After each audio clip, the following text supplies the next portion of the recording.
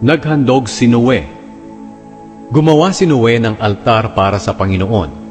Pagkatapos, kumuha siya ng isa sa bawat uri ng hayop na malinis, pati rin sa bawat uri ng mga ibon na malinis, at sinunog niya ito sa altar bilang handog sa Panginoon.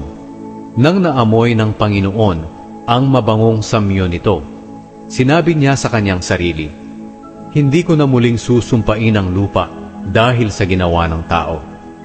Kahit alam kong makasalanan ng tao mula ng bata pa siya, hindi ko na talaga muling lilipulin ang lahat ng nabubuhay katulad ng aking ginawa noon."